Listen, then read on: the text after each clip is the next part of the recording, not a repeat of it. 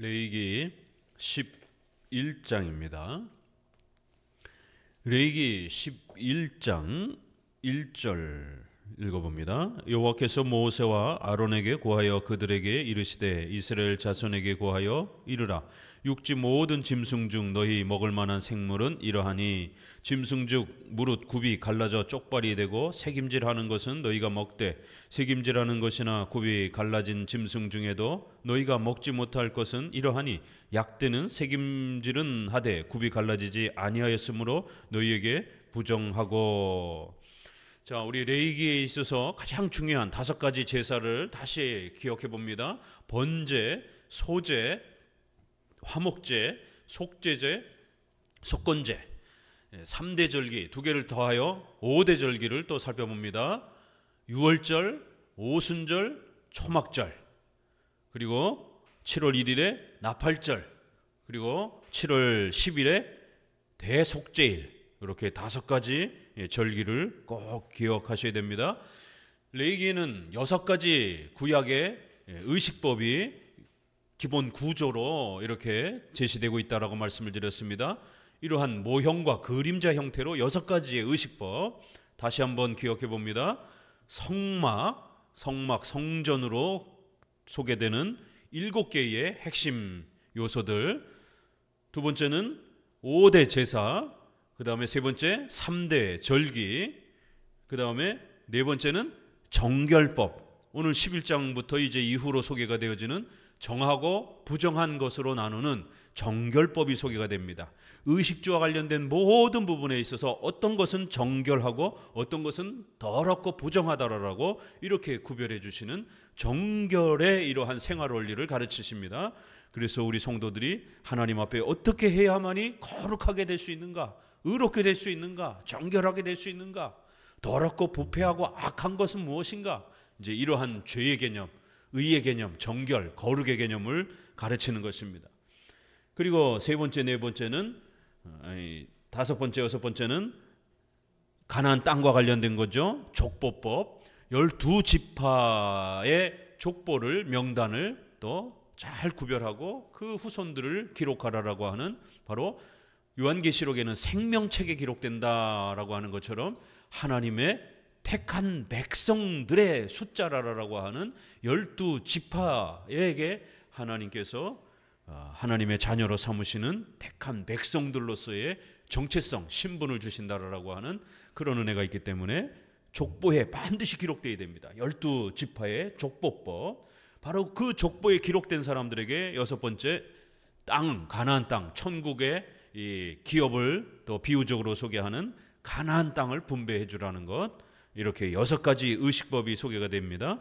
그 중에 오늘 11장에는 정결법, 모든 우리의 일상생활을 통해서 어려서부터 더럽고 악하고 죄악된 것이 있다라는 것, 또 한편으로는 거룩하고 의롭고 정결한 게 있다라는 것, 바로 이 죄와 악의 개념, 그 다음에 의와 거룩의 개념을 어려서부터 끊임없이 배우도록 이렇게 의식주를 통해서 더러운 것과 더럽지 않은 것을 훈련시키는, 구별시키면서 훈련시켜서 우리 성도들이 죄와 악에 대한 개념을 잘 구축할 수 있도록, 또 하나님 앞에서 의와 또 거룩의 이러한 또 복을 소망하고 갈망하고 또 붙잡으려고 노력하도록 이렇게 칭의와 관련된, 또 성화와 관련된 이런 부분에 있어서 거룩과 의의 개념, 이런 부분들을 온 의식주의 생활을 통해서 가르치는 겁니다. 그렇기 때문에 이것은 1계명에 해당이 되는, 이신칭의, 성화 이런 거를 가르치는 1계명에 해당이 되는 것이지, 절대로 7계명, 8계명, 우리의 경제원리, 우리의 가정생활 원리, 6계명, 우리의 일상의 관계에 대한 생활윤리가 아닙니다. 이거는 임시적인 의식법으로 구약에 예수님이 오시기 전까지만 악과 죄, 그 다음에 의와 거룩을 가르치기 위한 신앙의 1계명의 이러한 이신칭의와 성화, 이런 중요한 개념을 가르치기 위한 모형적, 비유적 수단들이었지, 이것이 우리의 생활 규범이 아닙니다. 오늘날 특별히 극단적 문자주의자들은 세대주의라고 하는 이런 성경의 문자를 그냥 무조건 그냥 해석 없이 있는 그대로 따라하려고 하는 이런 극단적 문자주의가 있습니다. 중세시대 1000년 동안에는 로마 카톨릭이 영해 비유적 성경을 했습니다. 그러니까 문자는 상관없어요. 그냥 대충 읽고 막 상상적 해석을 하는 거예요. 이렇게 해서 1000년 동안 교회가 타락했습니다. 그런데 종교개혁 이후 500년 동안은 제세례파가 등장을 하면서 이 영적 해석의 극단적 반대로 그냥 성경에 글자로 있으면 그냥 그 글자를 가져다가 그대로 실천해. 굽이 갈라져 있고 색임제라는 건 오늘날에도 우리가 먹을 수 있다라는 거예요. 그러나 이 두 가지 조건이 갖춰지지 않으면 오늘날 성도들은 이런 음식은 먹으면 안 된다라는 거예요. 이렇게 구약이나 신약이나 그대로 우리 생활에 계승이 되는 것처럼 이렇게 적용하는 극단적 문자주의자들이 제세례파 등장 이후에 지금까지도 극단적 문자주의로 이렇게 흐르고 있습니다. 주로 오순절파와 순복음교회에서는 주로 영적 해석을 합니다. 그리고 그 외에 경건주의 계열에서는 주로 극단적인 문자적 해석을 많이 합니다. 그럴 때 우리 장로교는 분명히 성경의 문자는 중요합니다. 그래서 문자적 해석, 문법적 해석. 우리가 문자적 해석은 존중하지만 극단적 문자적 해석은 거부하는 겁니다. 문자와 이러한 부분들을 존중하는 문법적 해석, 그리고 신구약 성경 전체의 역사를 균형 있게 살피는 역사적 해석, 그리고 마지막 핵심 교리를 살피는 교리적 해석, 이렇게 세 가지 해석법으로 우리는 살피는 겁니다. 단지 문자 자체만 이렇게 극단적으로 추구하는 게 아닙니다. 구약에 이러한 예수님이 오시기 전에 그런 역사적 배경을 갖고 있기 때문에 오늘 우리 시대에는 이것이 적용되는 게 아닙니다. 그 속에 담겨 있는 본질, 이 교리가 이 말씀이 가르치려고 하는 핵심 교리를 찾아서 그거를 연속적으로 지키는 겁니다. 이 정결법은 생활 윤리가 아니라 이신칭의와 성화 관련된 이런 일계명, 구원의 근본 원리를 가르치는 그러한 핵심 교리랑 연결이 되어 있는 것입니다. 절대로 이 문장을 읽고 먹고 마시는 것에 대한 규범으로 삼으면 안 됩니다. 자, 이렇게 죄와 악의 개념을 가르치기 위해서 이신칭의와 성화의 이러한 구원의 이 소중한 원리를 가르치기 위해서 의식주를 통해서도 훈련을 시킨 겁니다. 쪽이 갈라져 있고 색임질을 하는 것들은 먹을 수 있다라는 것이에요. 이 두 조건을 다 충족해야 됩니다. 자, 그러면 너희 먹지 못할 것은 약대는 색임질을 하되 굽이 갈라지질 않았다라는 거예요. 부정하다라는 겁니다. 사반, 너구리 뭐 이렇게 번역되어질 수 있는데요. 이 색임질은 하되 이것도 굽이 안 갈라져 있어요. 토끼도 색임질을 하되 굽이 안 갈라져 있습니다. 그런데 이제 어떤 시골에 계신 분이 토끼를 키우는 분이 목사님, 토끼가 색임질 하던데요. 가만히 보면은 이렇게 입을 저물저물 토끼 키워보셨어요? 저도 어려서 토끼를 키워봤는데 먹지도 않았는데도 그냥 하루 종일 조물조물 이렇게 입술을, 많은 분들이 이제 그 색임질하는 거 아닌가라고 이제 이렇게 생각하는데, 색임질을 하려면 이렇게 소처럼 소는 4개나 됩니다. 그래서 이렇게 다시 올라와서 또 그거를 이렇게 씹어가지고 또 다른 위로 넘기고 또 위로 넘기고 이러면서 음식물이 넘어와서 다시 씹어서 넘기는 이제 이러한 구조가 돼 있어야 됩니다. 토끼도 안 된다라는 거예요. 돼지는 거꾸로 굽은 갈라져 있지만 설명이 6절 토끼도 색임질은 하되 굽이 갈라지지 아니, 거꾸로 설명을 했네요. 토끼가 이렇게 조물조물하니까 색임질을 하는 것처럼 이렇게 보여지는데, 토끼를 실제로 키우는 분들은, 이 생물학자들은 한번 여쭤보세요. 인터넷에 한번 쳐보세요. 토끼가 색임질을 하는가? 색임질 안 한다라는 또 이제 이러한 해석도 있고, 그래서 이제 이 여기에서 나오는 이 동물들이 이게 정확히 토끼인가? 이게 이제 그랬을 때의 이 중동의 이제 이러한 그 동물의 분포도, 그 다음에 수천 년 전에 존재했던 그런 동물들, 그래서 그 최대한 비슷한 그 과로 이렇게 번역을 해놨기 때문에 이 동물이 정확하게 오늘 우리 시대의 그 동물하고 맞느냐 안 맞느냐, 요거는 약간의 차이가 있습니다. 왜냐하면 멸종된 것들도 있고 막 이러기 때문에 이제 그런 부분에서 대략, 왜 우리가 그 종과 이렇게 그 과 이렇게 나눠서 이제 그 뭐 고양이과 그러면 호랑이부터 시작해서 고양이부터 시작해서 이렇게 쭉 내려가는 것처럼 그런 같은 종류의 토끼와 같은 이제 그런 종류들의 어떤 이제 생물군을 생각하면 되는 겁니다. 토끼는 색임질은 하되 굽이 갈라지지 않았다. 거꾸로 이제 돼지는 굽은 갈라져 있는데 색임질을 못 한다라는 것이에요. 그게 돼지고기 못 먹게 하는 겁니다. 옛날에 그 안식교인 중에 이성구 박사인가 유명한 그 박사 있었어요. 채식주의자. 여기에 일정 부분 또 고기는 먹을 수 있는 것이 있는데도 불구하고 이런 레이기를 주장하면서 크리스천들은 될 수 있으면 채식만 먹어라. 여기 보면 이제 못 먹는 그런 이제 짐승들이 많다 보니까 될 수 있으면 채식을 먹어라. 그게 성경적이다. 이러면서 그래서 한참 막 채식에 열풍이 불고 근데 그분 나중에 개종했어요. 자기가 예전에 해석했던 거 다 잘못된 거다라고 의학적으로도 그렇고 성경적으로도 그렇고 그래서 과거에 이단에 빠져있던 그 모든 해석 버리고 정통 기독교로 들어오겠다라고 그렇게 개종하는 또 그런 뉴스도 있었습니다.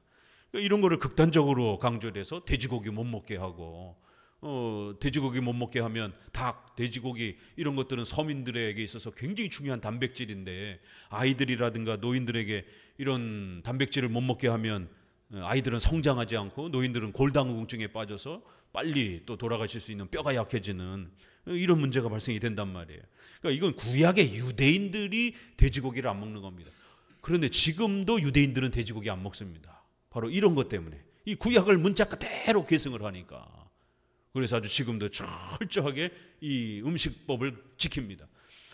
그래서 이들의 이 문화를 할랄 식품 할렐 식품이라고도 할렐인가 식품이라고도 합니다. 이렇게 이슬람권도 이렇게 구약을 문자 그대로 존중을 하다 보니까 이런 종류의 음식을 아주 철저히 금지하는 그래서 그거를 식품 영양학과 교수가 판단하는 게 아니라 그 종교 지도자가 이게 음식이 거룩한 건지 안 거룩한지를 판단을 해요. 그래서 이런 일반 식품 회사에서 각 그 종교 지도자들이 파송돼 있어가지고 이 성경의 자기들의 경전의 법에 따라서 요만큼이라도 그런 고기 종류가 들어가 있으면은 이건 더러운 것이다라고 출품을 생산을 못하도록 이렇게 하는 것이에요. 그래서 박근혜 정부 때 우리나라에서 외국에 그 돈을 빌리려고 차관을 쓰겠다라 가지고 이슬람권의 이러한 할랄 식품을 이렇게 들어오겠다라고 무역 개방을 하겠다라 가지고 그때 우리 기독교회가 아주 강력하게 반대하고 아주 난리였습니다. 왜냐하면 할랄 식품이 들어오게 되면 그 사람들이 하루에 3번, 6번인가요? 5번 되죠.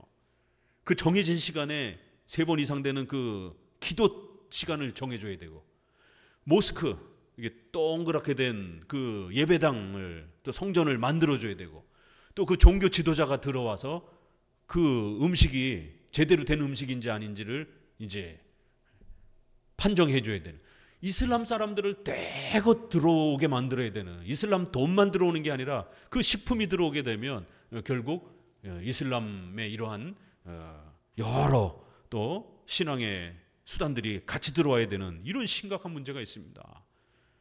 그렇기 때문에 우리가 이제 난민 문제라든가 이런 것들도 그냥 단순한 휴머니즘으로 접근할 문제가 아닙니다. 불쌍하니까 받아줘야 되지 않느냐 단순한 이런 문제로 접근하는 그런 면으로 하면 안 됩니다. 기독교인들은. 왜냐하면 기독교인들에게 있어서 기독교 국가가 레바논 같은 경우 이스라엘 그 위쪽에 레바논 거기에 기독교인 그 비율이요 80% 90%가 가까이 됐었습니다. 근데 팔레스타인 난민 받아들이기 시작하면서 이슬람 사람들이 대거 유비되면서 이슬람 사람들은 극단적 문자주의자들이기 때문에 창세기에 생육하고 번성하라 이거를 로마 가톨릭처럼 그대로 적용하면서 절대 피임 금지 피임은 죄악이다 이렇게 해석해가지고 죽을 때까지 애 낳는 것이에요. 크리스찬들은 점점 애를 안 낳고 결국 지금 레바논은 이슬람 국가화 되어 버렸습니다. 그러니까 우리 이런 기독교적 이 신앙의 이러한 유산을 지키는 이런 부분에 있어서는 기독교 숫자가 많이 분포가 많이 되었을 때는 이 난민 문제라든가 이런 부분들을 최대한 정치적이라든가 어떤 여러 가지 좀 조건을 제한해서 이렇게 받아야지, 무조건 불쌍하니까 이렇게 받아야 된다 이렇게 되면 이슬람 사람들이 대거 유입이 돼버리게 되면 한국의 이런 기독교적 이 질서와 이런 부분들 순식간에 무너집니다. 딱 10년만 지나면 자연 발생적으로 이슬람 사람들이 많아지면서 기독교인들은 완전히 교회는 그냥 전멸될 수도 있는 또 이런 또 다른 위험이 있습니다. 그래서 이렇게 이런 말씀들을, 레위기의 말씀들을 조심하게 또 이렇게 살펴가셔야 됩니다. 돼지고기에 대한 문제, 너희는 이 고기를 먹지 말고 그 주검도 만지지 말고 이것들은 너희들에게 부정하다. 그래서 계속해서 더럽다라라고 구별하는 겁니다. 9절에 보게 되면 물에 있는 모든 것 중에 너희 먹을 만한 것은 이제 강, 바다 이런 부분에서 지느러미와 비늘이 있는 것은 너희가 먹되. 그러니까 왜 지느러미와 이 비늘이 있는 것은 이제 이렇게 하는가? 그러니까 비늘이 있고 뼈가 단단하면 이게 물고기가 예쁜 겁니다. 그래서 이제 여기에 기준은 아주 명확하게 우리가 나눌 수 있는 건 없어요. 이제 대략 보게 되면 왜 하나님께서 이렇게 하셨는가? 이거는 이제 어린아이를 가르치듯이 우리 주변에 이런 많은 도구들을 통해서 예쁘고 반듯하고 이런 것은 깨끗하다라고 이렇게 비유를 한 거고, 좀 이렇게 못생기고 이렇게 좀 모양이 흐트러져 있는 것들은 이렇게 보기 안 좋으니까 더럽다라고 이제 이렇게 시각적 교육을 시킨 겁니다. 비늘이 단단해야 물고기가 반듯합니다. 그런 것들은 이제 먹을 수 있다라는 것이에요. 그러나 지느러미와 비늘이 없으면 흐물흐물거리잖아요. 연체동물과 문어, 낙지, 쭈꾸미 뭐 이런 부분들이 이렇게 비늘이 없는, 뼈가 없는 이제 이런 것들은 보기에도 이렇게 막 물컹물컹하고 그러니까 보기에 조금 이렇게 이뻐 보이진 않잖아요. 그래서 더럽다라고 이렇게 구별을 한 것이지, 이거 자체를 문자적으로 오늘날 적용하게 되면 우리 한국 사람들에게 제일 불리합니다. 한국 사람들이 제일 좋아하는 음식들이 여기 다 들어가 있잖아요. 문어, 쭈꾸미, 낙지 이런 부분들 서양 사람들은 안 먹습니다. 왜요? 기독교 문화가 들어갔기 때문에 이거를 문자적으로 읽어가지고 이러한 그 지느러미와 뼈가 없는 이러한 문어, 낙지 이런 것들 아주 질색을 하고 먹지 않습니다. 자, 13절 새 중에는 너희가 가증히 여길 것은 이것이라. 이것들이 가증한 즉 먹지 말지니라. 독수리, 솔개, 어흥, 매 종류, 까마귀, 타조. 자, 질문. 왜 이거는 먹지 못하게 했을까요? 어떤 이유 때문에?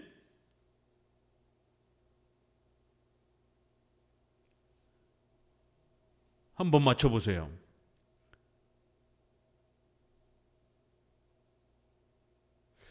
가만히 보니까 독수리, 매, 까마귀, 이 까마귀 시체 뜯어 먹잖아요. 그러니까 까마귀 주변에 가면 까마귀에서 풍기는 냄새라든가 이런 게 더러운 것이죠. 보기에도 이 시체를 막 파먹으니까 입 주변에 막 항상 피가 흥건하고 썩은 것들을 이렇게 먹고 그러니까 더럽고 냄새나고. 그리고 독수리 막 산채로 막 그 짐승들을 막 뜯어먹고 잡아먹잖아요. 아, 보니까 주로 짐승들을 막 뜯어먹는 그 육식 그 새들입니다. 타조, 다마우스, 뭐 갈매기는 뭐 왜 들어갔을까? 갈매기 굉장히 사납습니다. 바닷가 중에 이제 지금 우리가 생각하는 갈매기일 수도 있고 그 갈매기과의 그러한 종류의 그런 바다새일 수도 있습니다. 바다새들 중에서도 막 그 물고기 막 잡아먹고 또 이렇게 육식적인 뭐 쥐 같은 것도 막 잡아먹고 막 이렇게 육식하는 그러한 새들이 있는 겁니다. 올빼미, 뭐 부엉이, 뭐 항새, 뭐 이런 부분들, 박쥐. 그러니까 이제 이런 부분들이 조심해서 해석해야 되는 게, 지난번 코로나 때의 그 사건도 어느 세대주의 교회 다니는 의사가 이 레위기를 읽고 나서는 그 책도 나왔는가 그랬어요. 저도 어디서 봤는데 이거를 인용하면서 메르스 때 원숭이인가요? 박쥐인가?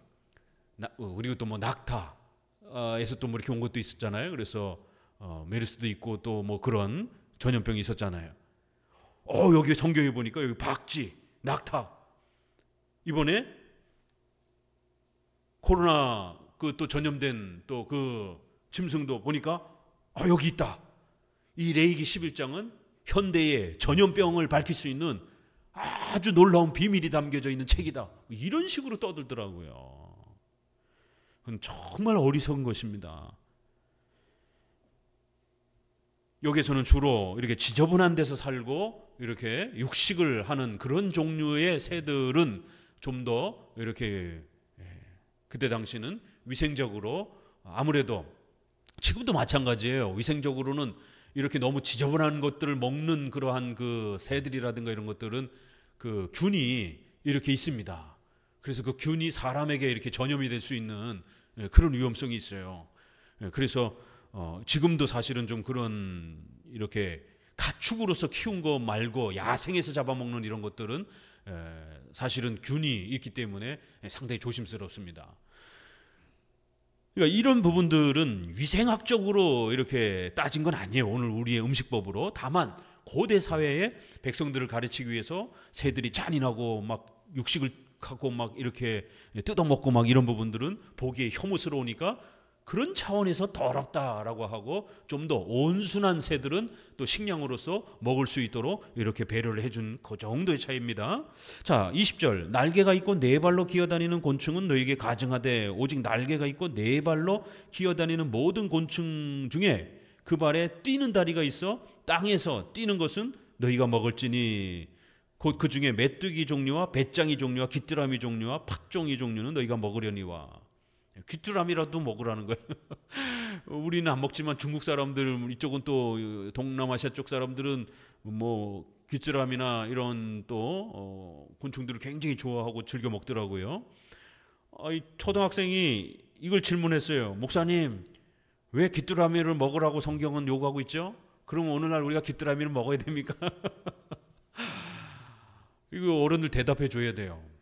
성경 공부를 제대로 어른들이 안 하니까 아이들이 호기심 안에서 성경을 읽다가 이런 어려운 내용들이 나오면 질문을 하는데 교회 안에서 성경을 안 가르치면 이런 걸 대답을 못 하는 거예요. 자, 여러분 대답해 보세요. 뭔 차이인가? 날개가 있는데 네 발로 기어다니는 이러한 것들 가증하다라는 거예요. 먹지 말라라는 거예요. 날개와 다리가 있어서 이렇게 땅에 기어다니는, 그러면서도 날아다니는, 하지만 땅에서 뛰는 다리가 있는 그런 곤충들은 먹으라는 거예요. 어떤 차이 때문에 그럴까요? 어떤 이 곤충은 뛰지를 못하는 거예요. 그냥 걷다가 날아가는 거예요. 바퀴벌레. 바퀴벌레는 뛰진 않죠. 귀뚜라미, 찌르레기 뭐 이런 것들은 이게 뛰잖아요. 이렇게. 뭔 차이죠? 바닥을 주로 이렇게 훑고 다니는, 다리로 훑고 다니게 되면 먼지라든가 이런 게 더럽잖아요. 지저분하고. 그러니까 같은 곤충이라도 이렇게 보기에 지저분함이 늘 이렇게 보이는 거예요. 그러니까 지저분하다. 죄와 악에 대한 더럽다. 이 개념을 비유적으로 가르치는 거죠. 자, 근데 같은 다리가 있어도 메뚜기라든가 귀뚜라미는 다리가 이렇게 꺾여 있잖아요. 기역자로, 그죠? 그래서 이렇게 점프를 이렇게 쭉 하잖아요. 다리가 꺾여 있어가지고. 그래서 우리가 다리를 이렇게 옛날에 잡으면 딸랑딸랑 이렇게 놀기도 하고, 그러면 이게 점프하려고 이렇게 쭉쭉쭉쭉 이렇게 하기도 합니다. 그러니까 이렇게 좀 뛰어다니는 것들은 땅바닥에 많이 기어가 다니질 않기 때문에 땅의 지면이 닿는 면적이 작은 거예요. 그러니까 좀 더 흙먼지라든가 이런 거에 덜 노출이 돼 있는 거죠. 가만히 들여다보면 그런 차이예요. 그래서 이렇게 조금씩 점프하는 그런 곤충들은 먹으라는 거예요. 그렇지만 점프하지 못하고 날개는 있긴 있지만 이렇게 주로 이렇게 땅바닥에 막 이렇게 기어다니고 막 이런 종류는 흙먼지를 많이 묻히고 그러니까 먹지 말라라는 거예요. 자, 쭉 내려오셔서 26절 무릇 굽이 갈라진 짐승 중에 쪽이 아닌 것이나 새김질 이러면서 이제 이런 각각의 지금까지 말했던 이런 것들의 그 시체, 사체도 만지지 말라라는 것이에요. 그리고 그걸 만진 자들은 다 부정하게 된다, 부정하게 된다, 부정하게 된다가 계속 소개가 되는 겁니다. 더럽고 악해진다라는 거예요. 빨리 신속하게 정결 제사를 드려야 된다라는 거예요. 자, 29절 또 보면은요, 29절에 땅에 기는 것 중에 네게 부정한 것이 이러하니 곧 쪽제비와 쥐와 도마뱀 종류와 합개와 육지 악어와 수군과 사막 도마뱀, 모든 기는 것 중에 이런 것들은 내게 부정하니 무릇 그 주검을 만지는 자는 저녁까지 부정할 것이다. 이런 이제 이걸 파충류 같은 계열이죠. 다리는 있는데 주로 바닥을 기어다니는 이제 이런 형태잖아요.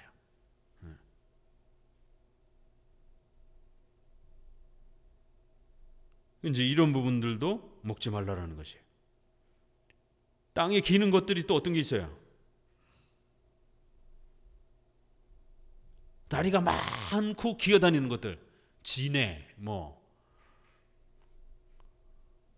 돈벌레라고 그러죠. 그런 것들, 다리 많으면서 팍팍팍 기어다니잖아요. 그러니까 이 땅을 쓸고 다니니까 먼지를 뒤집어 쓰고 늘 이렇게 다니는 이런 부분들은 보기에도 지저분하다라는 거예요. 그러니까 더럽다 이렇게. 그런 것들이 33절 어느 질그릇이나 어디에 이렇게 떨어져도 다 더러워진다라는 거예요. 먹을 만한 축축한 식물이 거기에 담겼으면 부정할 것이요 그 같은 그릇에 마실 만한 것도 부정할 것이다 이러면서 그것들이 어디에 이렇게 떨어졌더라도 다 이렇게 더러워진다라는 것이에요. 36절에 샘물이나 방충물 웅덩이는 부정하여야지 아니하되 그 죽음에 닥치는 것만 부정할 것이요. 여기서 왜 이거는 또 구별합니까? 샘물이나 이 방충물 이런 모여놓은 웅덩이 이런 것들은 우물들은 먹고 살아야 되잖아요. 그러니까 하나님이 또 이 부분은 그래도 배려를 해주는 거예요. 먹고 살아야 되는 생존의 필수적인 또 이런 부분들은 좀 그런 부분들이, 왜냐하면 벌레라든가 이런 게 우물이라든가 이런 근처에 있을 수 있잖아요. 근데 그 우물까지 못 먹게 하면 사막 지역에서 어떻게 삽니까? 그래서 하나님이 또 이런 부분은 최대한 배려해 주면서 이스라엘 백성들이 의식주 속에서 이렇게 더럽고 악한 것을 배울 수 있도록 가르치는 겁니다. 더욱 재미있는 것은 37절에 보니 이것들의 죽음이 심을 종자에 떨어질지라도 그것이 정하거니와 종자에 물을 더할 때에 그것이 그 위에 떨어지면 너희에게 부정하니라. 이건 어떤 차이가 있죠? 내년에 심을 종자 씨앗들 만약 거기에도 떨어질 수 있어요. 아니 이런 바퀴벌레 이런 것들이 그런데도 얼마나 많이 기어다닙니까? 그렇다고 해서 그 씨앗 다 버리게 되면 내년에 굶어 죽잖아요. 씨앗이 심어야 되는 게 없으니까. 그래서 하나님이 최소한의 우리의 생존에 필요한 것들은 괜찮다 이렇게. 다만 거기에 물이 떨어지게 되면 이게 발화가 되잖아요. 그렇죠? 발화가 되게 되면 이제 더러운 꽤 되어진 거를 또 우리가 먹는 또 이런 상황이 벌어질 수도 있으니까 최소한 물이 떨어져서 발화가 된다든가 또 부패해진다든가 이렇게 되면 그거는 더러워진 걸로 취급하고 손대지 말라라는 거예요. 이렇게 물 없이 그냥 마른 그러한 씨앗들에 묻는 것은 괜찮다. 41절에 여기 나오네요. 지네 같은 게 땅에 기어다니는 모든 것은 가증한즉 먹지 못할지니 그 땅에 기어다니는 모든 기는 것 중에 배로 밀어다니는 것이나 네 발로 걷는 것이나 여러 발을 가진 것이라 너희가 먹지 말지니 이는 가증함이라. 그러니까 발이 많이 달린 것, 또 배로 밀고 다니는 거 뭐 있어요? 뱀, 지렁이 이런 것들, 이런 부분에 대해서 이렇게 땅을 이렇게 훑고 지나다니다 보니까 더럽다라고 이제 이렇게 느껴지는 것이에요. 쭉 내려오셔서 44절 이제 결론입니다. 읽어봅니다. 나는 여호와 너희 하나님이라 내가 거룩하니 너희도 몸을 구별하여 거룩하게 하고 땅에 기는 바 기어다니는 것으로 인하여 스스로 더럽히지 말라. 나는 너희의 하나님이 되려고 너희를 애굽 땅에서 인도하여 낸 여호와로라. 내가 거룩하니 너희도. 결국 이 모든 생활 규칙은 우리의 생활 규범으로, 의식주의 생활 규범으로 주신 것이 아니라는 겁니다. 이건 신앙의 원리를 가르치려고 하는 것이다라는 거예요. 44절에 나는 여호와 너희 하나님이니 너희는 내 자녀가 되고 나는 너희 아버지가 될 것이다. 이거 뭐죠? 은혜 언약. 바로 예수님을 통해서 우리가 하나님의 자녀가 되고 하나님 우리 아버지가 되는 바로 이 이신칭의 구원의 이 소중한 신비를 너희에게 가르치려고 하는 것이다라는 거예요. 내가 거룩하니 너희도 몸을 구별하여 거룩하게 해야 된다라는 거예요. 하나님이 의롭고 거룩하시기 때문에 너희가 나의 자녀가 되기 위해서는 반드시 너희는 죄사함을 받아야 되고 너희의 그 모든 죄가 속죄, 깨끗함을 받아야 된다라는 거예요. 바로 그런 구원의 신비를 가르치려고 이거를 도구로 사용하는 겁니다. 45절에 나는 너희의 하나님이 되려고 이렇게 계속해서 너희를 애굽 땅에서 인도하여낸 여호와라. 이거 이신칭의를 표현할 때, 은혜 언약을 표현할 때 가장 유명한 구절입니다. 바로 하나님 우리 아버지가 되시고 우리는 하나님의 자녀가 되는, 바로 출애굽에서 그렇게 어린 양의 피로 대신 어린 양이 죽고 그 피로 이스라엘 백성들이 출애굽한 것처럼 장차 예수님을 통해서, 예수님의 피와 희생을 통해서 그 대속적 죽음을 통해서 우리가 구원받는다라고 하는 이 출애굽의 위대한 이신칭의를 보여주신 하나님이라는 거예요. 내가 거룩하니 너희도 거룩할지라. 그러니 이제 우리 성도들은 반드시 칭의에 있어서도 성화에 있어서도 이 구절은 다 포함이 되는 거예요. 그러니까 예수님을 믿고 죄사함 받아 의롭게 되어야 되는 거예요.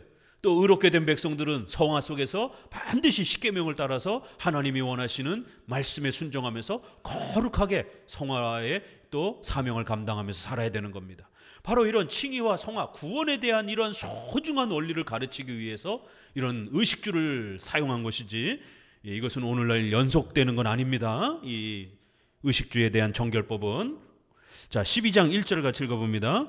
여호와께서 모세에게 일러 가라사대 이스라엘 자손에게 고하여 이르라. 여인이 잉태하여 남자를 낳으면 그는 7일 동안 부정하리니 곧 경도할 때와 같이 부정할 것이며 제8일에는 그 아이의 양피를 벨 것이요 그 여인은 오히려 33일을 지나야 사녀리 깨끗하리니 정결케 되는 기한이 차기 전에는 성물을 만지지 말며 성소에 들어가지도 말 것이며 여자를 낳으면 그는 이 7일 동안 부정하리니 쭉 내려오셔서 경도할 때와 같이 겉을 것이며 사녀리 깨끗하게 되면 66일이 지나야 하리라.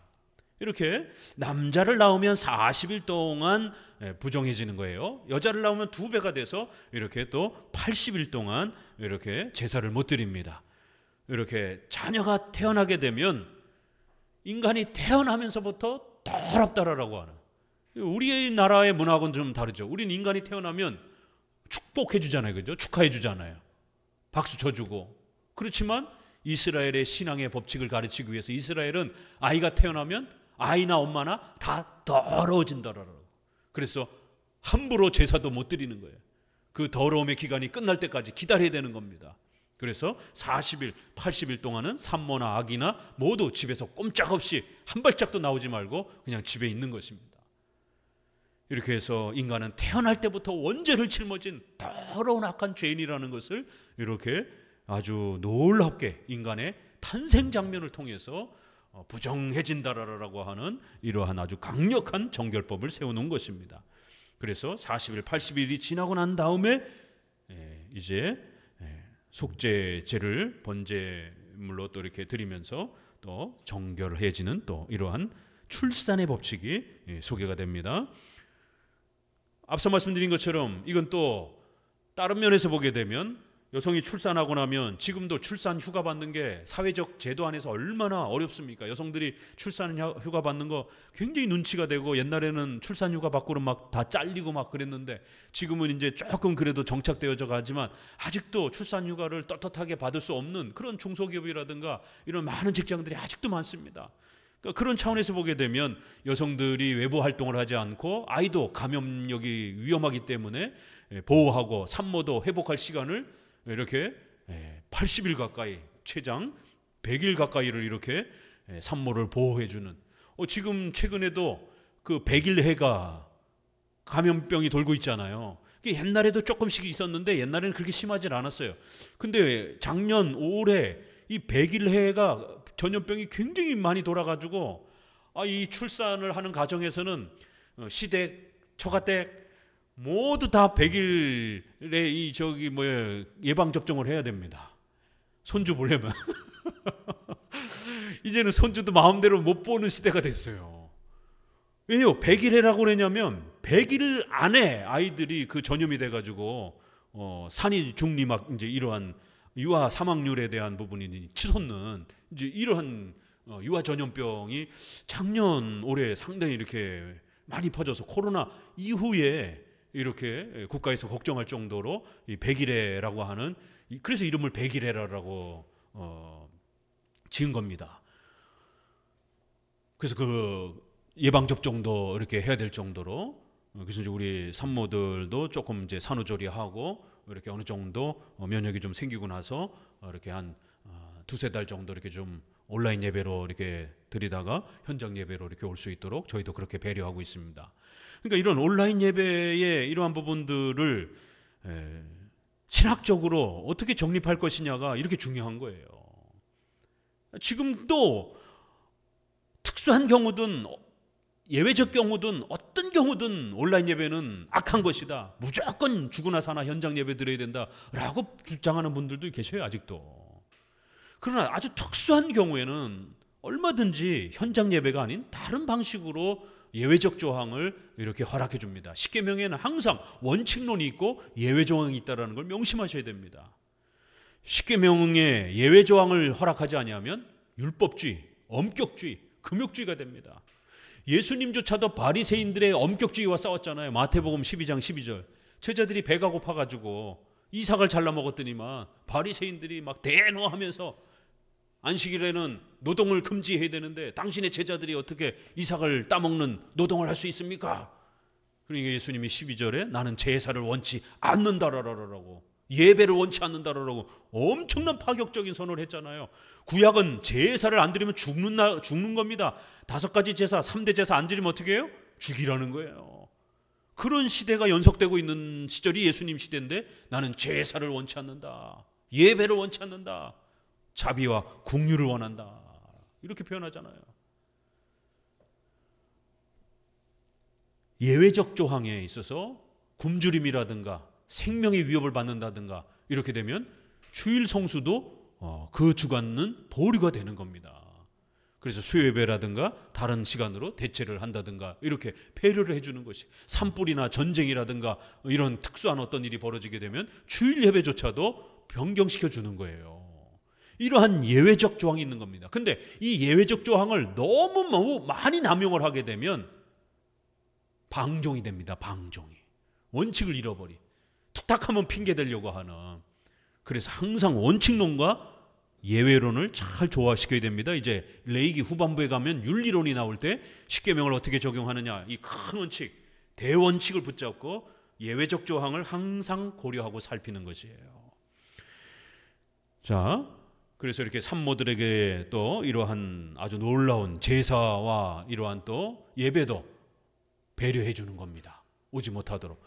부정하다라고 판정이 되었으니까 이래나 저래나 제사 드리러 안 가게 되잖아요. 산모가 아기 데리고 출산하자마자 제사 무조건 와야 된다 이렇게 되면 감염이 돼가지고 죽을 수도 있는 것이에요. 그런데 이런 어마어마한 배려가 또 다른 관점에서 보게 되면 산모 아기에 대한 엄청난 파격적인 산후조리에 대한 어마어마한 이러한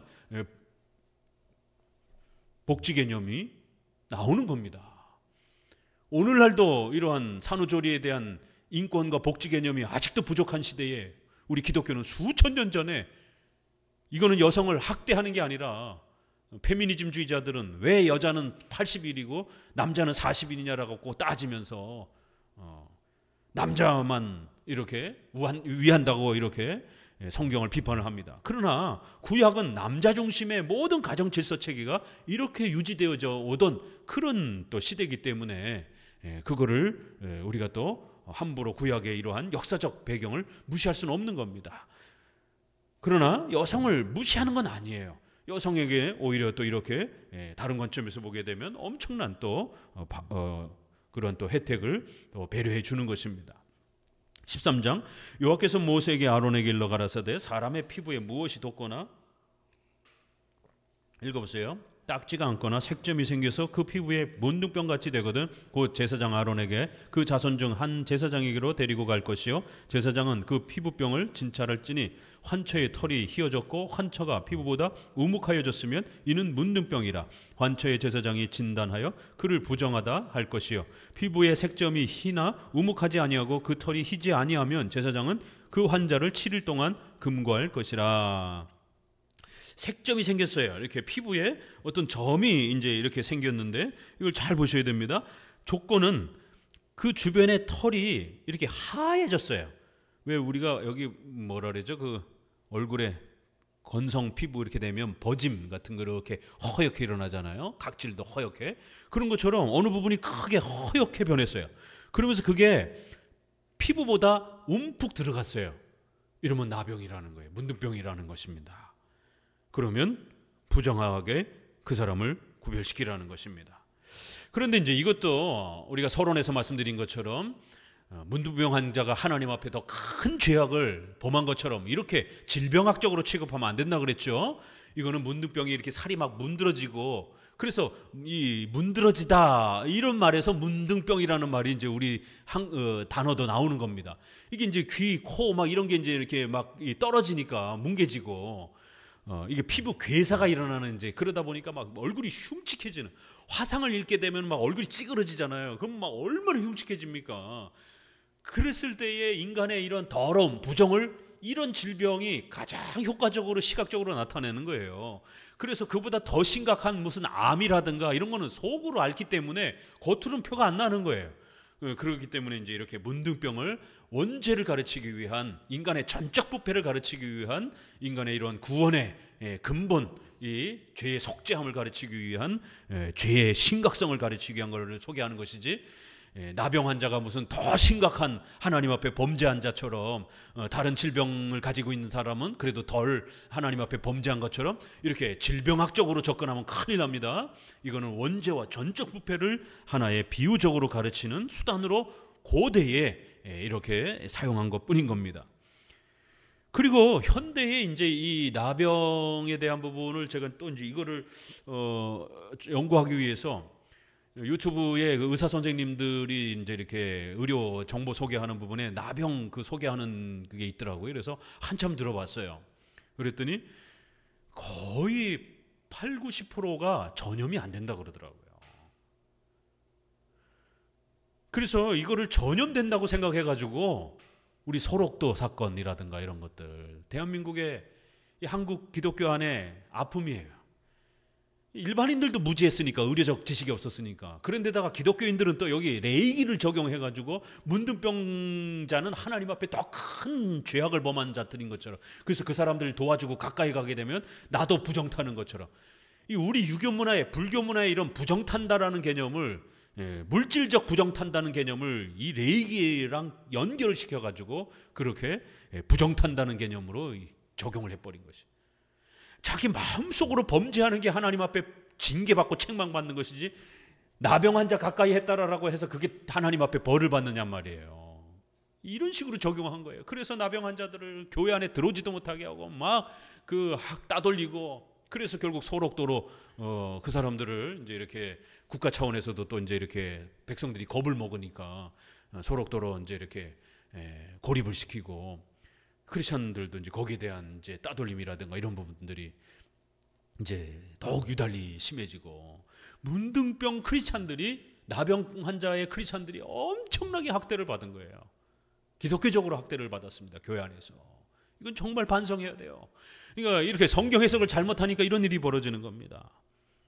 그때 이제 수녀나 이런 분들 중에서 또 기독교인들 중에서 나병 환자들을 섬기고 이제 뭐 이런 분들 뭐 손영원 목사님 뭐 얘기 중에서도 그런 얘기도 있고 뭐 아무튼 그래서 특별하게 그렇게 나병 환자들 가까이서 섬겨주고 그랬던 분들이 굉장히 사회적으로 또 존경을 받고 그랬던 것이죠. 근데 이제 현대 의학에서 보게 되면 그 나병 바이러스가 두 개가 있는데 하나는 거의 전염이 안 되고 그 아주 작은 범위로 전파가 이게 좀 퍼지는 그 바이러스는 좀 전염이 되는데 그거는 그렇게 많이 없다라는 거예요. 그게 이제 저도 여기 지금 이 병에 걸려가지고 이 헤르파스, 구내염 이런 계열도 이게 그 나병 그 병용군에 같은 그 이렇게 군에 있는 것이다 그러더라고요. 그래서 약하게 오는 게 피부 괴사가 일어나잖아요. 이게 뭐 이렇게 누렇게 변하면서 이 병 이렇게 피부가 괴사가 된단 말이에요. 이게 이제 센 그 종류가 있더라고요.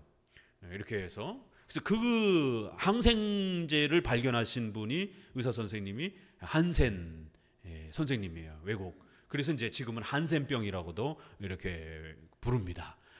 거의 전염이 안 되고 조금 있으면 코로나처럼 이렇게 자연 회복이 되면서 살이 딱딱하게 굳으면서 완치가 된다라는 거예요.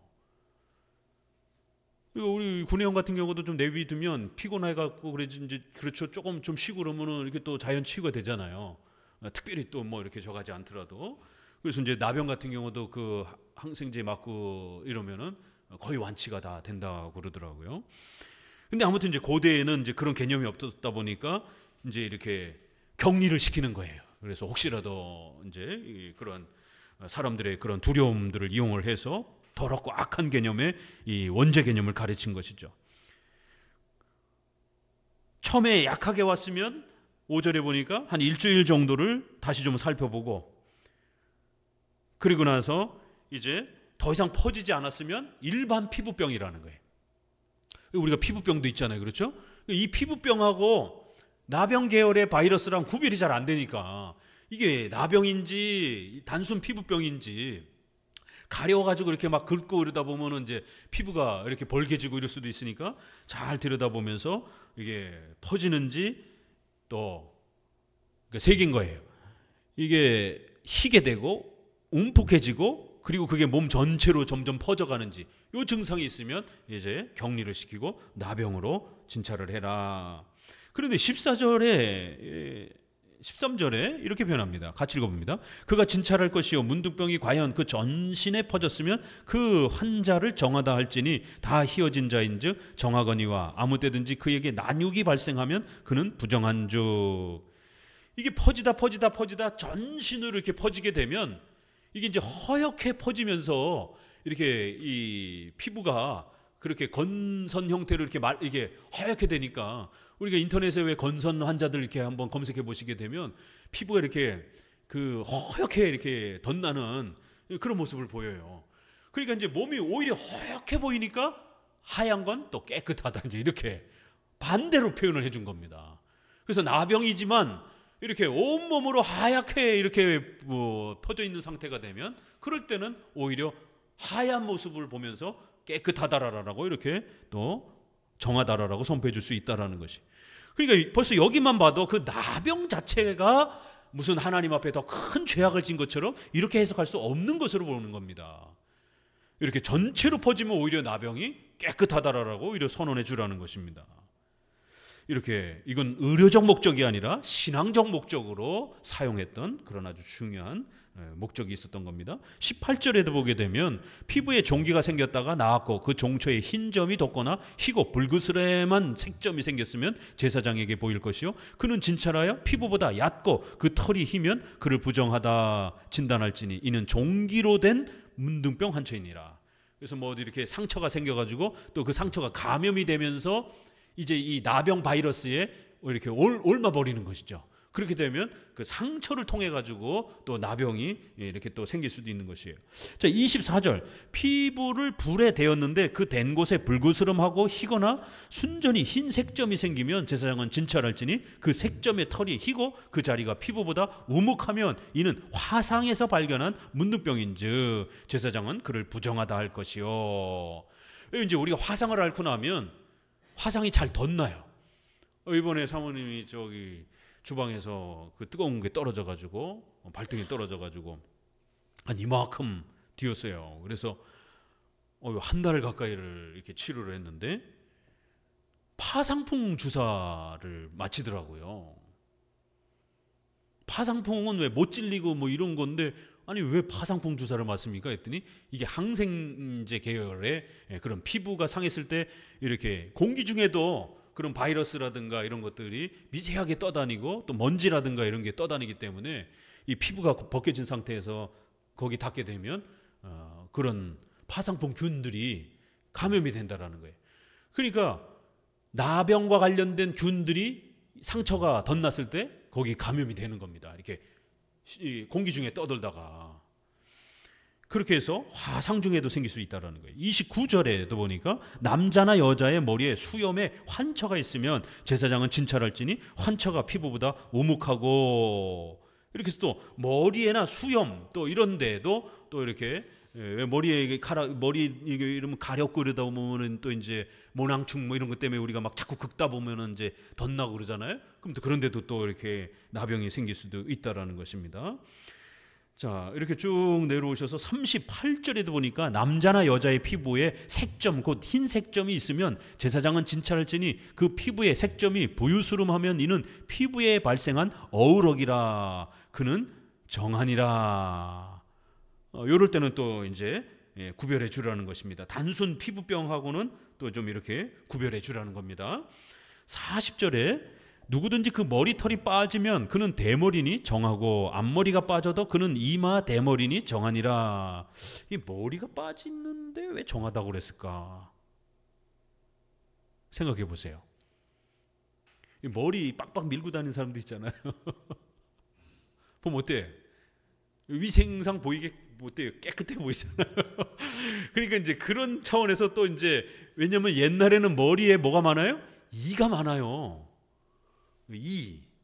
지금은 별로 없지만 그 머리에 이가 많고 이렇게 그 기생충이라든 저기 뭐 이런 벌레들이 이렇게 또 많이 생길 수 있기 때문에 싹 어떤 질병 때문에 머리가 또 대머리가 되면 그때는 또 깨끗해 보이니까 정하다라고 이렇게 칭찬해 주라는 거예요. 그렇지만 이게 이제 거기에 불구스름하게 또 색점이 생기게 되면 대머리 상태에 또 나병이 될 수 있다.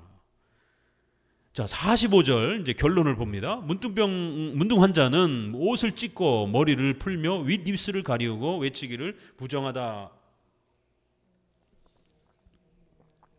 늘 부정할 것이라. 그가 부정한즉 혼자 살되 짐 밖에 살지니라.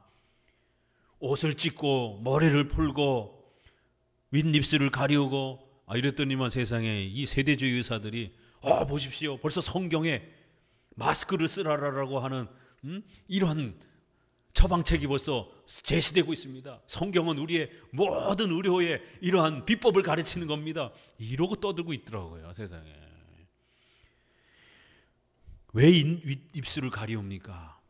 사람들 앞에 나서지 말고 자기가 죄인 된 것처럼, 구약에는 나무를 태우고 난 그 죄를 뒤집어 쓰고 하나님 앞에 회개하는 이런 장면이 나옵니다. 옷을 찢고 탄식하는 이런 장면이 나와요. 인간의 죄성과 원죄에 대한 그 참혹함을 이렇게 옷을 찢고 땅바닥에 먼지를 뒤집어 쓰고 말도 못하고 사람들하고 대화도 못하고 자기 입술을 가리고 나는 더러운 죄인입니다 라고 이렇게 회개하는 이 원죄에 대한 강력한 회개에 대한 이 깊이를 가르치는 겁니다. 결국 이 문둥병에 대한 이러한 나병의 이러한 부분을 통해서 원죄와 또 전적 부패의 심각성을 이렇게 가르칩니다. 47절 만일 의복에 문둥병 색점이 바라면 털옷에나 베옷에나 배나 털의 날에나 씨에나 호 가죽에나 무릇 가죽으로 만든 것이 있대. 이렇게 해서 우리의 옷, 의복 이런 것들에도 뭔가 이렇게 또 그 색점이 또 이렇게 생길 수 있다라는 거예요. 이게 문둥병의 그 바이러스가 피부 외에도 이렇게 이 옷에도 이렇게 묻을 수 있는지, 이게 문둥병 환자들이 옷을 입고 다니니까 거기에 묻어서 그런 것인지, 아무튼 이거는 이제 좀 의료적으로 이렇게 이제 선생님들한테 여쭤봐야 될 문제인데, 이거는 좀 그런 차원도 있지만 우리가 곰팡이, 이게 이제 옷에 이렇게 이렇게 푸르르게 곰팡이 같은 색점이 또 생기는 것으로도 또 이렇게 연결해서 문둥병과 같은 또 이러한 또 하나의 또 모습으로도 볼 수도 있는 겁니다. 그래서 의복과 관련되어서 어떤 또 그런 갑자기 무슨 이러한 또 색점이 생기게 되면 거기에도 조치를 취하라는 거예요. 그래서 전부 다 불태우고 그런 옷이 생긴 사람은 또 자신은 부정하다라고 그렇게 강력하게 표출을 하라는 것입니다. 자, 14장 여호와께서 모세에게 일러 가라사대 문둥 환자의 정결케 되는 날의 규례는 이러하니라. 곧 그 사람을 제사장이로 데려갈 것이요 제사장은 진에서 나가 진찰할지니 그 환자에게 있던 문둥병 환처가 나왔으면 제사장은 그를 위하여 명하여 정한 산새 2마리와 백향목 홍색실 우슬초를 가져오게 하고 제사장은 또 명하여 그 새 하나는, 자 여기 잘 보세요, 흐르는 물 위에서 질그릇 안에서 잡으라는 거예요. 새 2마리를 가지고 와서 이제 회복을 어떻게 시키는가, 이 회복시키는 장면에서도 속죄 개념이 나옵니다. 흐르는 물에서 새를 잡으라는 거예요. 다른 새는 6절에 산대로 죽이지 말고 백향목, 홍색실과 우슬초를 함께 가져다가 물 위에서 이렇게 그 우슬초는 이렇게 뿌려주는 겁니다. 거기다가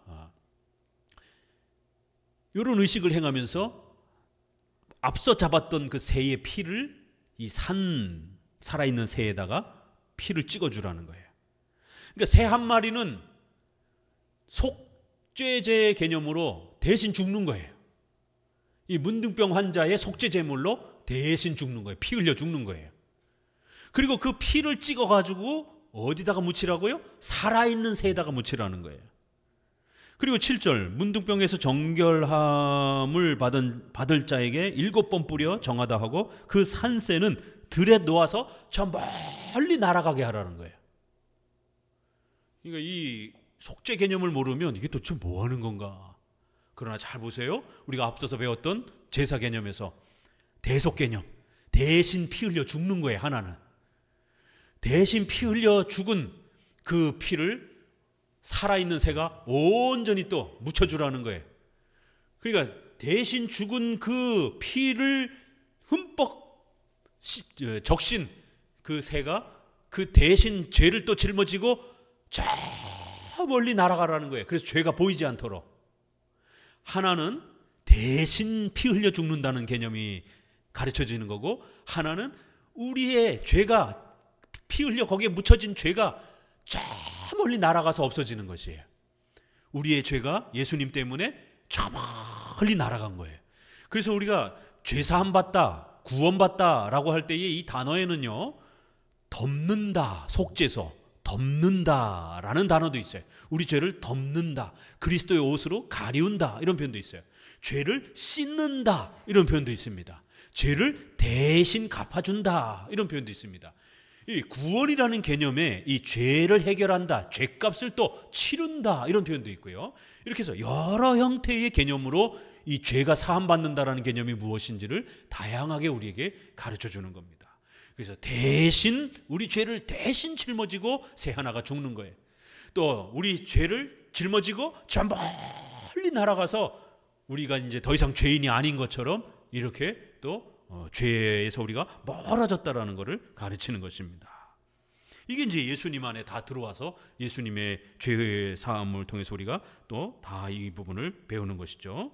자, 14절에 보니까 제사장은 그 속건제의 희생의 피를 취하여 정결함을 받을 자의 우편 귓부리와 우편 손 엄지가락과 우편 발 엄지가락에 바를 것이요. 여기서 머리끝부터 발끝까지 다 발라서 거룩하도록 이렇게 피를 통해서 속죄가 됐다라는 것을 표현해 주라는 거예요. 18절 오히려 그 손에 남은 기름은 제사장이 그 정결함을 받을 자의 머리에 바르고 여호와 앞에서 제사장은 그를 위하여 속죄하라. 또 제사장은 속죄제를 드리되 그 부정함을 인하여 정결함을 받으려는 자를 위하여 속죄하고, 다 이 죄사함이라는 것, 이 속죄라는 개념이 가장 중요한 겁니다.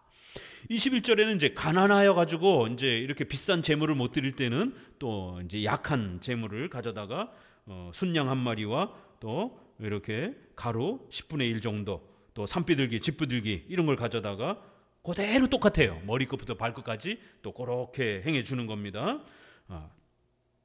자, 33절에 보게 되면 33절 여호와께서 모세와 아론에게 일러 가라사대 내가 내게 기업으로 주는 가나안 땅에 너희가 이른 때에 내가 너희 기업의 땅에서 어느 집에 문둥병 색점이 바라게 하거든.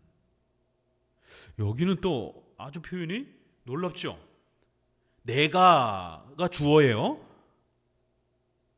하나님이 내가 너희 기업의 땅에서 어느 집에 문둥병 색점을 바라게 하신다라는 거예요. 하나님이 이렇게 하신다라고. 갑자기 이렇게 생겼다 이렇게 표현할 수도 있는데 레위기에서는 어떻게 됐어요? 하나님이 문둥병이 집에 생기도록 하셨다라고 하나님이 주체로 이렇게 소개가 됩니다. 그래서 백성들에게 계속해서 하나님이 죄와 악의 더러움, 원죄, 전적 부패 이런 것들을 가르쳐 가실 것이라는 겁니다.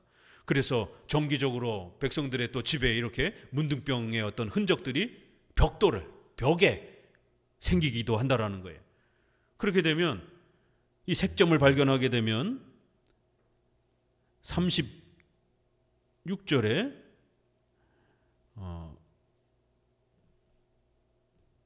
39절을 보면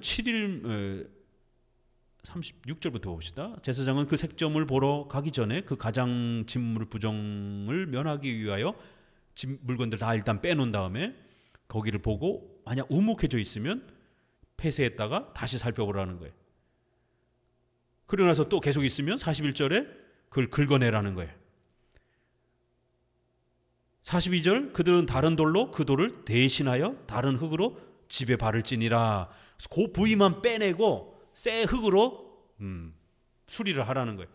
집을 다 헐어버릴 수는 없잖아요. 그렇죠? 그렇게 되면 또 생존에 문제가 생기니까 그래서 집에 흙에 이런 문둥병이 생기게 되면 그 부분만 빼어내고 또 이렇게 조치를 취하라는 것입니다. 자, 그런 집에 대한 또 이런 부분도 나옵니다. 자, 15장으로 넘어가 봅시다. 같이 읽어봅니다. 여호와께서 모세와 아론에게 일러 가라사대 이스라엘 자손에게 구하여 이르라. 누구든지 그 유출병으로 말미암아 부정함이 이러하니 곧 몸에서 흘러나온 것은 그것이 엉겼든지 부정한즉 유출병 있는 자의 눕는 상은 다 부정하고 그의 앉았던 자리도 다 부정하니 그 침상에 접촉하는 자는 옷을 빨고 물로 몸을 씻을 것이며 저녁까지 부정하리라. 유출병, 몸에서 뭐가 이렇게 흘러나오는 거예요. 특별히 여성들, 이 여성들 같은 경우는 이제 잘 이해가 되죠. 이것은 정기적으로 피가 나오는 생리가 아닙니다. 냉이라든가 이렇게 여성 몸에서 다른 피가 아닌 생리가 아닌 다른 어떤 물질이 흘러나오게 되면 그걸 부정하다라고 이렇게 그래서 그 사람이 앉았든지 어디에 가서 만졌든지 접촉하는 모든 것이 부정하게 된다라는 거예요. 이 죄가 얼마나 무섭게 퍼지는지 악이라는 게 얼마나 무섭게 퍼지는지 그 사람이 손대는 것마다 모든 게 다 더러워지기 때문에 조심해야 된다라는 거예요. 7절 유출병 있는 자의 몸에 접촉하는 자는 옷을 빨고 물로 몸을 씻을 것이며 저녁까지 부정하다. 이렇게 10절 그 몸 아래 닿았던 것에 접촉한 자는 다 부정해진다라는 거예요. 결국 13절부터는 이제 정결하게 하는 또 방식들을 소개를 합니다. 16절을 보면요. 설정한 자는 사정을 말하는 거예요. 전신을 물로 씻을 것이며 저녁까지 부정하니라. 무릇 정액을 말하는 겁니다. 묻은 옷이나 가죽은 물에 빨 것이며 저녁까지 부정하리라. 남녀가 동침하여 사정하였거든 둘 다 몸을 물을 씻을 것이며 저녁까지 부정하니라. 이렇게 이 레위기에 있는 이 규칙들은 절대로 우리의 생활 규범으로 삼으면 안 된다라는 것을 거듭 말씀드립니다. 이런 다양한 규칙들이 있기 때문에 이거 함부로 우리의 생활 규칙으로 적용하게 되면 부부관계 할 때마다 더러워진 것처럼 이렇게 여기게 되는 이런 일이 벌어지는 거예요. 그렇게 되면 성관계는 더러운 것이다라고 하는 자꾸만 이런 인식이 세워지게 되고 그렇게 되면 성관계를 점점 피하게 되는 이제 이런 섹스 리스 부부가 되어지게 되는 이런 심각한 일들이 벌어지게 됩니다. 초대교회 때 이걸 잘못 해석해가지고 성을 더러운 걸로 합법적인 부부도 부부관계를 더러운 걸로 어느 정도까지였느냐면 어거스틴에게까지도 영향을 끼쳤어요. 그래서 어거스틴이 이 부분에서 실수를 했습니다. 될 수 있으면 아이를 낳는 목적으로만 부부관계를 사용해라. 이런 표현들이 나와요. 어거스틴의 설교집에. 그러다 보니까 중세 시대 500년으로 이제 400년이 어거스틴 시대니까 500년으로 넘어가는 중세 시대에 어거스틴의 이러한 신학이 영향을 받으면서 교황 사제와 수녀들이 결혼을 하지 않는, 종교 지도자는 더러워지면 안 된다, 성은 더러운 것이다.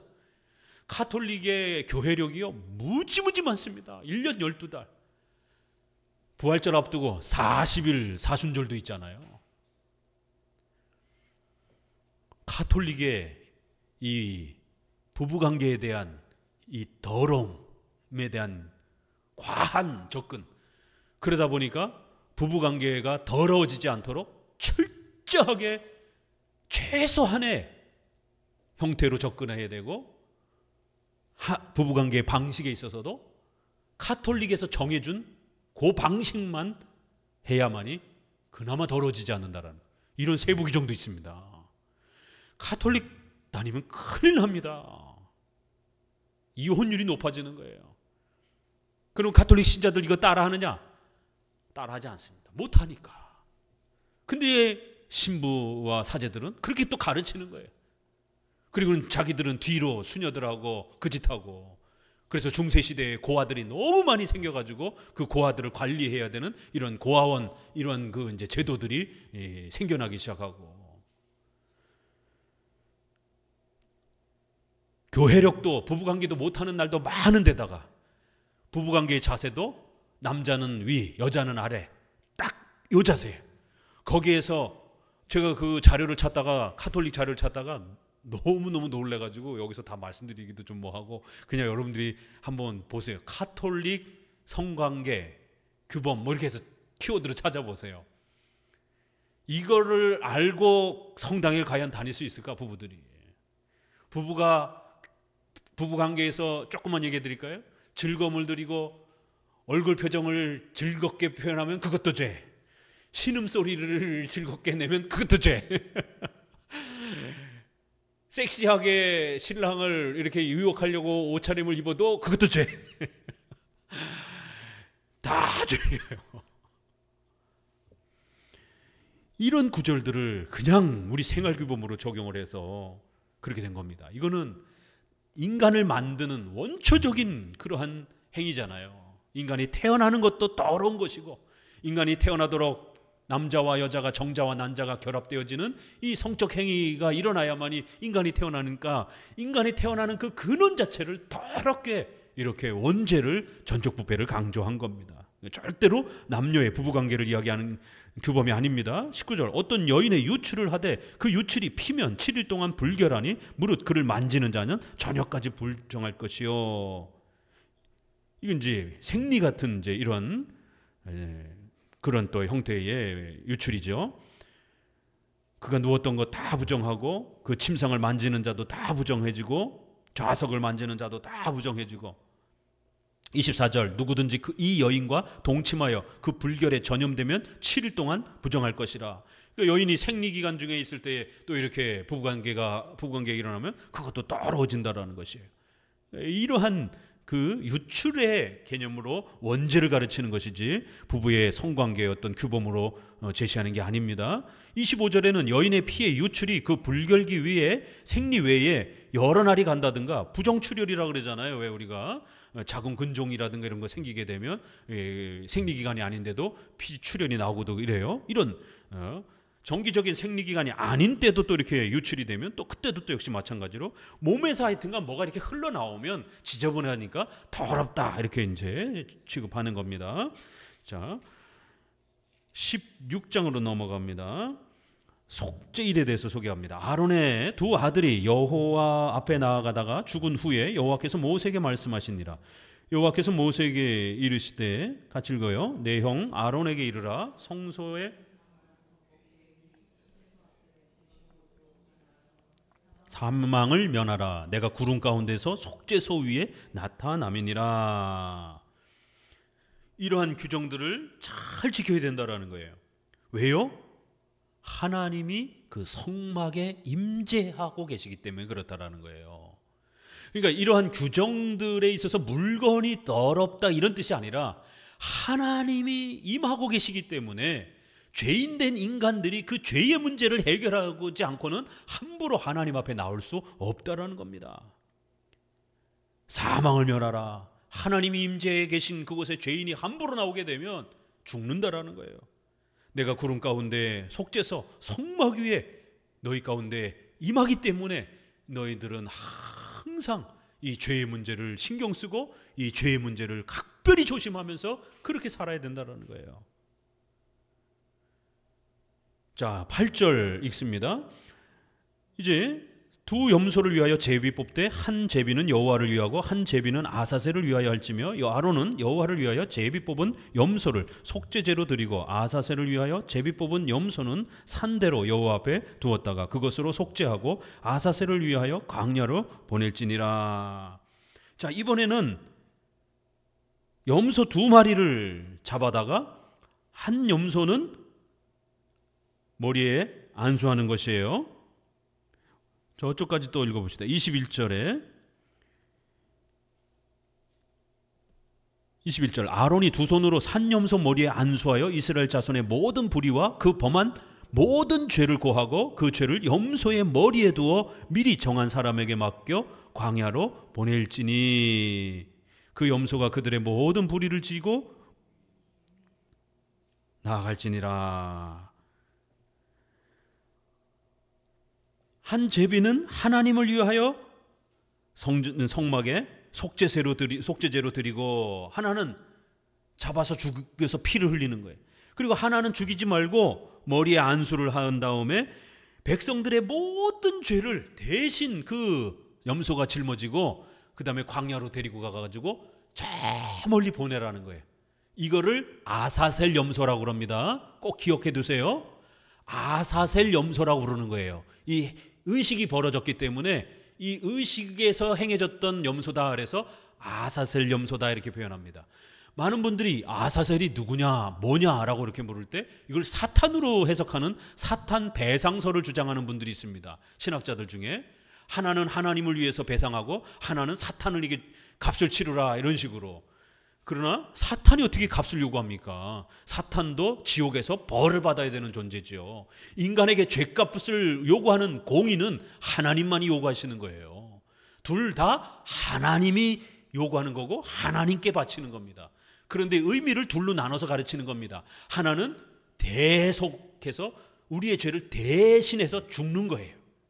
또 다른 하나는 우리의 죄를 모두 다 대신 짊어지고 저 멀리 사라지는 거예요. 새를 하나 저 멀리 날려보내라 그랬잖아요. 그래서 죄를 저 멀리 보내라는 거예요. 우리의 죄를 짊어진 그 새와 염소가 저 멀리 사라지면서 우리의 죄가 사라진다라고 하는 것을 배우는 겁니다. 이렇게 앞부분에서는 악, 더러움, 죄 이걸 배웠죠. 그것이 깨끗하게 되어지는 그 과정은 반드시 제사를 통해서 대속적 제사, 속죄제, 속건제, 번제물 이런 희생 제물을 제사 행위를 통해서 장차 올 예수 그리스도의 희생 제사를 통해서 대속하라는 거예요. 그리고 구속, 속죄하라는 거예요. 이런 개념들을 가르치는 겁니다. 그래서 대신 죽는다라는 것. 그 다음에 죄를 짊어지고 저 멀리 죄를 없애버리라는 거예요. 안 보이도록 저 멀리 죄를 보이지 않게 그렇게 치운다라는 겁니다. 자, 16절 다시 읽어봅니다. 곧 이스라엘 자손의 부정과 그 범한 모든 죄를 인하여 지성소를 위하여 속죄하고 또 그가 지성소에 속죄하러 들어가서 자기와 그 권속과 이스라엘 온 회중을 위하여 속죄하고 나오기까지는 누구든지 회막에 있지 못할 것이며. 결국 이 성막의 이 제사를 위해서 각각의 그 모든 그러한 물건들에 다시 한번 이러한 인간의 또 이런 부정함이 묻지 않도록 속죄의 제사를 또 이렇게 명하고 있는 겁니다. 그래서 이스라엘 자손의 부정과 그들이 범한 모든 죄들, 혹시라도 그들의 죄 때문에 이 지성소와 성소의 이러한 물건들이 더럽혀질까 봐 다시 또 속죄 제사를 하나님 앞에 바치라는 거예요. 이스라엘 백성들이 범한 모든 죄들, 이렇게 우리의 죄악, 모든 죄악들이 속죄되어야 된다라는 것을 이렇게 아주 거듭 여러 번 결국 가르치고 있습니다. 자, 이렇게 16장까지 여러 정결 예식을 통해 가지고 하나님 앞에서 우리가 얼마나 더러운 자인지, 전적 부패한 자인지 원죄로 가득한 자라는 것, 태어날 때부터 시작해서 우리의 생활의 모든 부분에 인간은 항상 죄를 인식하고 이 죄에 대해서 깨닫고 죄에 대해서 두려워하면서 살아야 된다는 거예요. 그리고는 이 죄를 깨끗하게 하는 방법을 가르치면서 반드시 대속, 속죄, 구속, 대신 우리 죄를 짊어지는 이러한 희생을 통해서 우리의 죄가 속죄받는다라는 것. 이것은 결국 예수 그리스도를 통해서 우리의 죄가 속죄받는다라고 하는 것을 이렇게 가르치는 것입니다. 우리 이제 17장 한 장까지만 더 해봅니다. 정결법이 끝나고 나서 이제 피에 대한 부분이 한 번 더 소개가 됩니다. 여호와께서 모세에게 일러 가라사대 아론과 그 아들들과 이스라엘 모든 자손에게 고하여 그들에게 이르기를 여호와의 명령이 이러하다 이러면서 4절에 먼저 회막문으로 끌어다가 여호와의 장막 앞에서 여호와께 예물로 드리지 아니하는 자는 피 흘린 자로 여길 것이라. 그가 피를 흘렸은즉 자기 백성 중에서 끊쳐지리라. 반드시 하나님 앞에 나올 때는 예물을, 제사 예물을 드리라는 거예요. 제사 예물을 드리고 나오지 않는다라면 그거는 죄를, 속죄 문제를 해결하지 않고 나오는 거기 때문에 하나님 앞에 함부로 나온 걸로 그렇게 평가해서 죽이겠다라는 거예요. 그래서 반드시 백성들은 예배드리러 나올 때 이런 속죄의 행위를 반드시 해야 된다는 겁니다. 10절을 같이 읽어봅니다. 무릇 이스라엘 집사람이나 그들 중에 우거하는 타국인 중에 어떤 피든지 자가 있으면 내가 그 피 먹는 사람에게 피에 있음이라 내가 이 피를 너희에게 주어 단에 뿌려 너희의 생명을 위하여 속하게 하였나니 생명이 피에 있으므로 피가 죄를 속하니라. 그러므로 내가 이스라엘 자손에게 말하기를 너희 중에 아무도 피를 먹지 말며 너희 중에 우거하는 타국인이라도 피를 먹지 말라 하였느니라. 이 구절을 여호와 증인들이 극단적 문자로 읽어가지고는 순댓국, 선짓국 이런 음식들을 안 먹잖아요. 못 먹게 하잖아요. 또 수혈도 자기 자식이 죽어가는데도 수혈도 안 합니다. 이렇게 성경 해석을 잘못하니까 폐륜이 되는 겁니다. 아주 몰상식한 반사회적인 그런 존재가 되는 거예요. 절대로 이 규정은 우리의 생활 규정이 아닙니다. 왜 피를 먹지 말라라고 이토록 하나님이 엄히 금지하셨습니까? 바로 그 피 흘림을 통해서 대신 희생을 치르는 바로 이 제사 개념이 형성이 되기 때문에 피를 소중하게 다루는 훈련을 시키는 겁니다.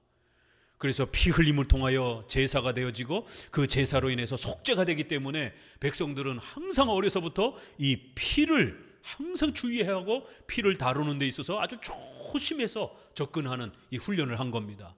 그래야 피를 통해서 우리가 속죄된다라고 하는 이 개념을 잘 간직할 수 있도록 그렇게 훈련을 한 것이. 그래서 어떤 피든지 먹어서는 안 된다라는 겁니다. 그러나 지금은 예수님이 오셨기 때문에 이런 외적 임시적 규정은 다 중단된 겁니다. 쭉 내려오셔서 14절에 모든 생물은 그 피가 생명과 일체라. 그러므로 내가 이스라엘 자손에게 이르기를 너희는 어느 육체의 피든지 먹지 말라. 모든 육체의 생명은 그 피인즉 무릇 피를 먹는 자는 끊쳐지리라. 이렇게 거듭거듭 경고한 것입니다. 자, 이제 우리 결론적으로 사도행전 말씀을 읽어보도록 합니다. 사도행전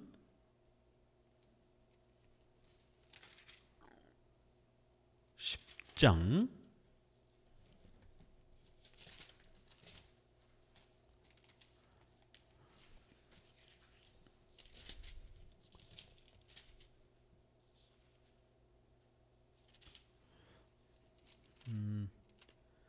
고넬료에게 하나님이 말씀하신 부분입니다.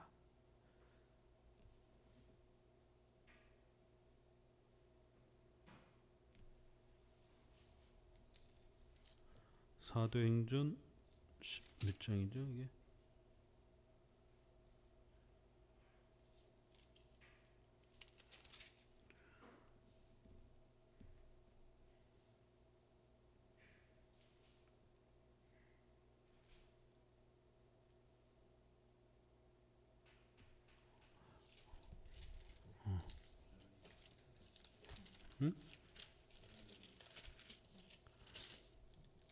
10장. 자, 10장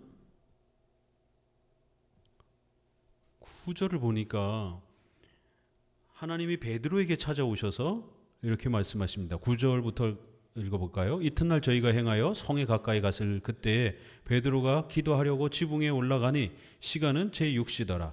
시장하여 먹고자 하며 사람이 준비할 때 비몽사몽간에 하늘이 열리며 한 그릇이 내려오는 것을 보니 큰 보자기 같고 네 귀를 메어 땅에 들이웠더라.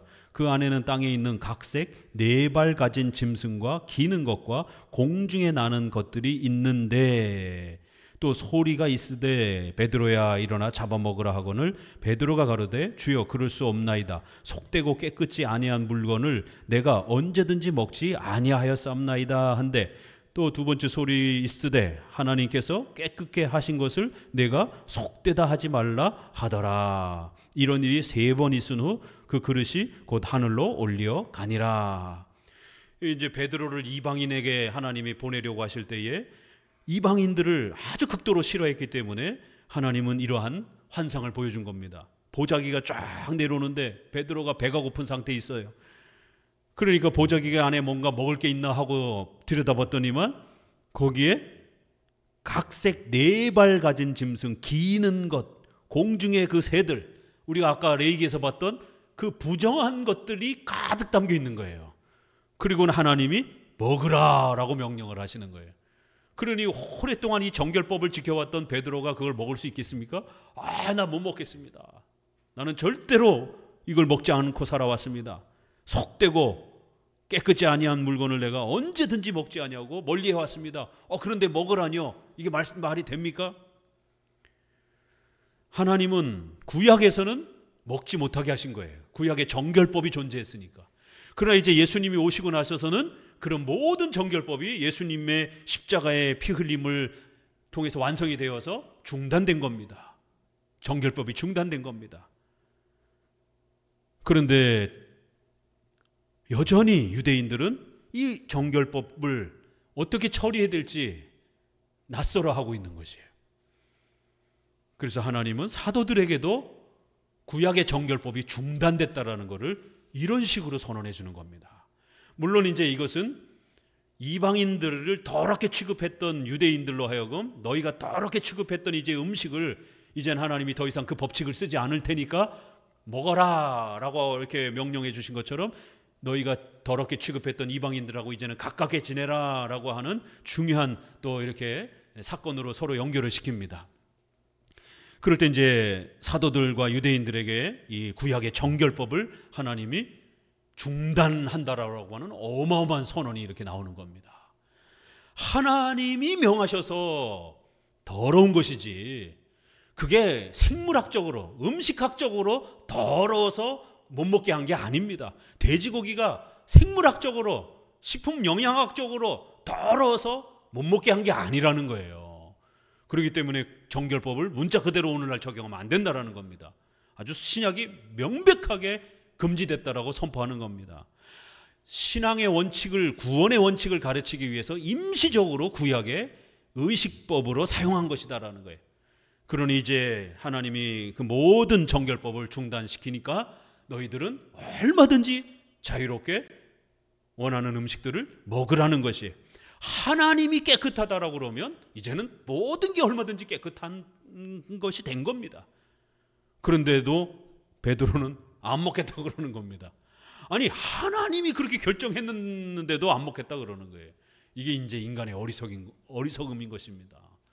오늘날에도 우리가 의식주와 관련해서 이렇게 구약의 의식법을 잘못 사용하게 되면 하나님이 중단시키고 이제 하나님이 다 사용하라라고 열어주셨는데도 불구하고 우리가 하나님보다도 더 위에 서가지고 하나님 그렇게 하면 안 돼요 이런 식으로 하나님을 향하여 명령할 수도 있는 이런 어리석음을 보일 수도 있는 겁니다. 그래서 하나님이 부정하다고 정할 수도 있고 이제 하나님이 깨끗하다고도 하나님이 정하시는 거예요. 이제 신약 이후로는 구약의 이 정결법은 중단된 겁니다. 그래서 우리 성도들에게 의식주와 관련해서 어떤 것이든지 자유롭게 먹고 우리의 형편에 따라 사용할 수 있는 것입니다. 그래서 순댓국이든 선짓국이든 뭐 어떤 음식이든지 자유롭게 드실 수 있는 것이에요. 이러한 것에 우리 정통 장로교회는 이렇게 해석을 해서 성도들의 의식주에 대한 부분들을 억압하거나 금욕주의로 이렇게 폐쇄적으로 사용하지 못하도록 이렇게 하지 않습니다. 성도들의 형편에 따라서 얼마든지 이제는 취사 선택할 수 있는 것입니다. 자, 이렇게 레위기의 정결법까지를 우리가 함께 살펴보았습니다. 기도합니다.